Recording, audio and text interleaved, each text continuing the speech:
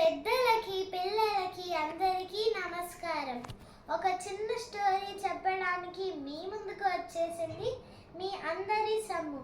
తరతరాలుగా మన భారతదేశంలో మనం ఎన్నో పండుగల్ని జరుపుకుంటున్నాం. ఆ పండుగల వెనుక ఏదో ఒక చరిత్ర ఉండే ఉంటుంది. ప్రతి పండుగ వెనుక చరిత్ర ఉంటుంది కదా.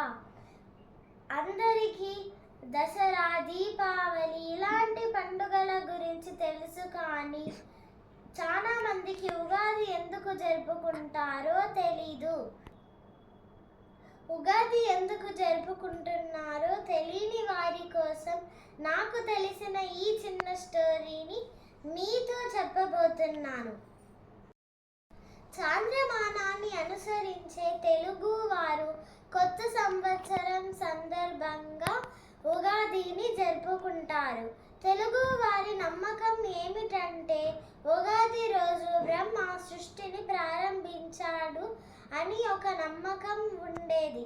ఆ నమ్మకం వలనే మనము ఈ ఉగాదిని జరుపుకుంటున్నాము.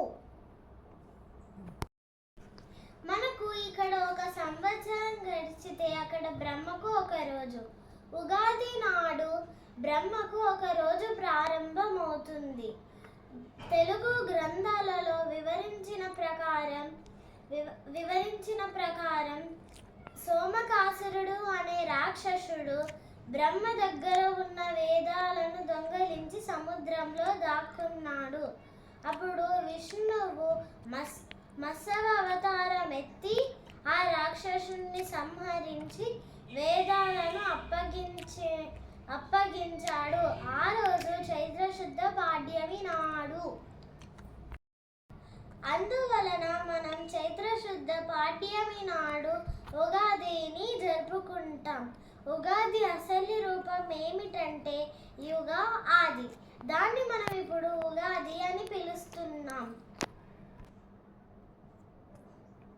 పురాణాలను పరిశీలిస్తే మహాభారత కాలంలో కూడా ఉగాదిని జరుపుకునేవారు, కానీ మనము చైత్రశుద్ధ పాడ్యమి నాడు జరుపుకుంటే వాళ్ళు మకర సంక్రాంతి అయిపోయిన తర్వాత రోజు జరుపుకునేవారు.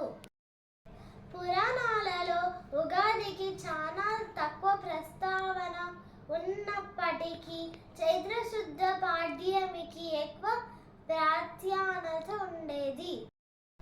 ఉగాది రోజు మనం తలకు ఆయిల్ పట్టించి తలస్నానం చేసి ఇల్లుని అలంకరించి భక్తితో దేవుడికి పూజ చేసి పచ్చడి భక్షాలు తింటూ తాగుతూ ఉంటాం.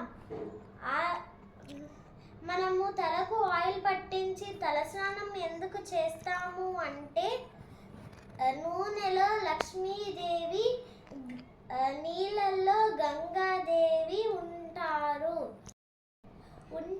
కాబట్టి పెద్దవారి నమ్మకం ఏమిటంటే, మనము ఇద్దరు కలిసి ఉంటారు కాబట్టి పెద్దవాళ్ళ నమ్మకం ఏమిటంటే, వాళ్ళ ఇద్దరి లక్ష్మీదేవి గంగామాత ఇద్దరి అనుగ్రహం పొందుతామని నమ్మకం.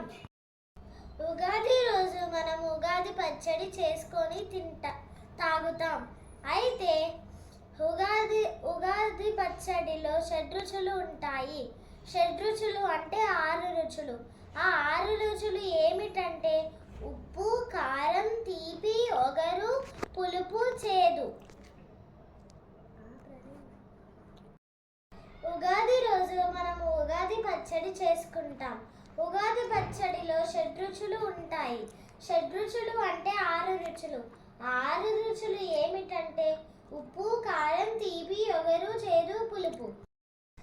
బెల్లం ఆనందానికి సంకేతం, ఉప్పు ఉత్సాహానికి సంకేతం, వేప పువ్వు చేదు జ్ఞాపకాలకు, చింతపండు నేర్పుగా వివరించే తీర్పు, మామిడి కొత్త సవాలు ఎదుర్కోవడానికి, కారం సహనం కోల్పోయే పరిస్థితికి సంకేతం. ఉగాది అయిపోయిన తర్వాత సాయంత్రం సమయాల్లో మనము పంచాంగం చెప్పించుకుంటాం. పంచాంగం అంటే తిథి వార నక్షత్ర యోగ కరణాలు 5టిని కలిపి పంచాంగం అంటారు. 2024 శ్రీ క్రోధినామ సంవత్సరం.